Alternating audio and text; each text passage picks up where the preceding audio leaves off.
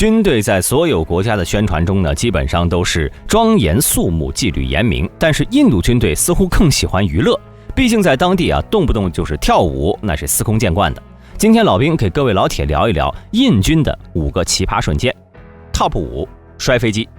如果谈及印度空军的话，许多人印象当中最大的本事就是摔飞机了。据统计，印度40年间在无任何战争情况下，居然摔了160多架飞机，死伤飞行员多达249名。而其中最为知名的还是2019年8月8号，一架印度空军的苏30战机再次坠毁于事故中。这次事故呢，可以说让俄罗斯方面十分的无语啊，因为印度此次坠毁的苏30 MKI 是俄罗斯最新为印度打造的型号，而且呢，苏30作为本世纪初最为先进的战机之一，采用了大量的先进技术，例如加装了压抑和矢量发动机，甚至印度空军为其进一步提升苏30的性能，还专门给它加装了印度空军让法国和以色列联合制造的航电设备。所以印度的苏30 MKI 的战机在性能上是没得说，深受印度空军飞行员的喜欢。而关于这次坠机的原因呢，印度军方也没有透露过多的消息。不过还是有一些媒体根据印度之前的坠机事故猜测，这次事故发生的原因还是因为当时的飞行员操作不当。不过这样的结论也是当时印度军方希望看到的，毕竟军方本身在这次事故中并没有什么过错，因此也不会有人说飞机本身有什么质量问题。这些苏30都是印度自己组装的，不能说印度制造的坏话。不管怎么说，印度空军的战机坠毁事故频发的主要原因还是因为他们的飞机大多数都是依靠进口，同时自身又缺乏自主研发的能力，这也导致了印度空军的后勤人员的维修技术不够硬。可以说印度的飞机不修还好，一修就完蛋。要被印度后勤人员大修过的飞机，大多数的结局都不会太好。Top 4，飞行员手滑误炸自家机场。1965年，处于战争时期的印度便斥巨资向法国购买了大量的 MD.454 神秘4战机。而印度购买之后呢，却发现这款战斗机发动机的推力很猛，火力也十分的充足，于是就萌生了把一部分战机改装成轰炸机的想法。这样呢，就可以提高印度空军的远程打击能力，有利于在和巴基斯坦的战斗中取得优势。因此当时的印度政府大手一挥，就批准了这个改装方案。而改装之后的神秘4成功执行了几次轰炸任务，这也让印度空军和政府高层捂着嘴乐开了花。没想到的是，一名技术不太娴熟的飞行员完全击毁了他们的喜悦。在1965年10月27号，印度空军神秘4轰炸机编队前往巴基斯坦边境战场执行战斗任务，其中一架轰炸机飞到一半距离时呢，发现燃料不够用了，只能尴尬的原路返回。这里需要提一点的是当时的轰炸机如果没能完成打击任务，在返航时会扔掉飞机上剩余的弹药，因为飞机一直携带弹药飞行的话，有很大的危险，在降落时呢，稍不留神就会使得弹药洒落，把整个基地给摧毁。但是驾驶这架轰炸机的年轻飞行员却认为机上的50枚弹药全部扔掉的话，有些可惜了，所以他向上级汇报，想冒着危险把弹药运回基地。让人意想不到的是，上级居然同意了。而那名年轻的飞行员呢，驾驶着神秘4返回基地时，在降落时，他一不小心竟把投弹钮当作起落架按钮给按了下去。这一按呢，机上携带的50枚火箭弹在一瞬间便射向了自家的机场，导致多个库台和机库立刻就被炸成了渣渣。这一炸也炸碎了印度空军在战场上的优势。原本印度空军凭借着从国外买回来的这些装备，与巴基斯坦抗衡是绰绰有余的。但发生了这一系列事故之后呢，印度损失惨重，在战场上节节败退，被巴基斯坦打得溃不成军。Top 3，军舰丢了重要装备，航行半年都没发现。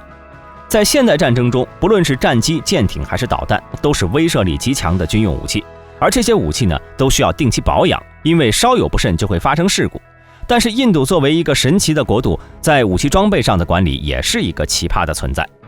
据了解，2014年印度的特里苏尔型隐形护卫舰在海上航行了半年以后呢，回港做维修检查时，后勤维修人员发现控制船身平衡的2个减摇装置居然少了一个。最让人意外的是，这么重要的装置就连什么时候丢的，印度海军都说不上来。要知道，战舰在没有减摇装置的情况下，虽然也能正常执行任务，但是在很多时候会对完成正常作业的效率产生非常多不好的影响。特别是在天气状况不好、海面情况恶劣的情况下，没有了减摇装置，战舰将无法顺利航行。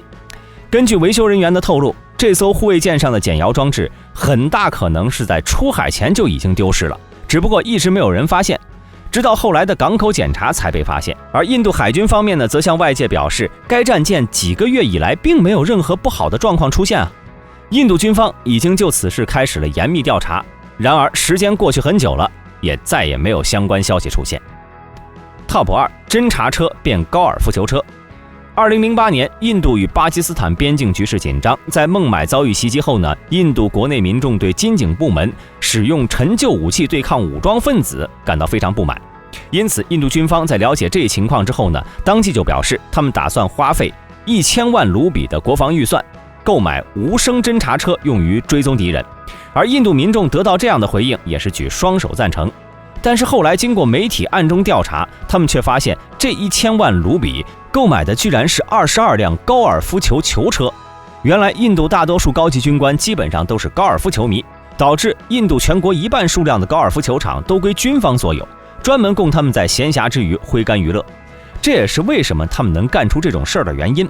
而事件引发之后呢，也引起了印度总理莫迪的愤怒，直接就将11名涉事军官给开除了。不过此类事件并不是印度军方第一次办了，据说呢，这件事情之后，印度空军司令部也花费了150万卢比购买了5辆高尔夫球球车，而这些军费呢，原本是用来购买多功能电动车辆的，用于疏散军事医院中的伤员。Top 1，金杜拉克沙克号潜艇，我自己炸毁我自己。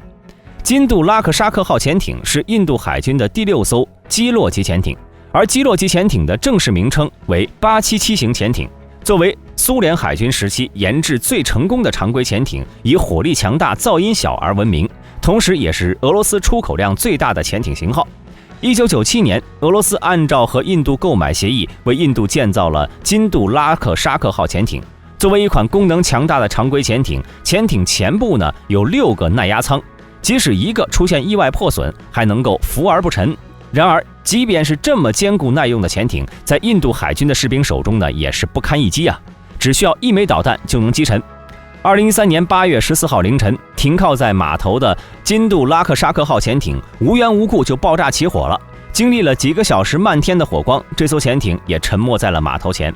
随后，印度军方在调查这件事情缘由的时候，却发现原来是潜艇成员看不懂俄文说明书，操作不当，导致发射系统短路。2枚俱乐部导弹被瞬间启动，其中1枚击中了码头的墙壁，而另1枚则直接在潜艇内发生了爆炸，从而导致了悲剧的发生。最后，根据印度军方的统计，这次事件造成18名潜艇船员全部死亡，并且金杜拉克沙克号自爆事件在世界潜艇发展史上创造了2个世界纪录，分别是第一个使用潜射导弹击沉潜艇的潜艇，和第一个被潜射导弹击沉的潜艇。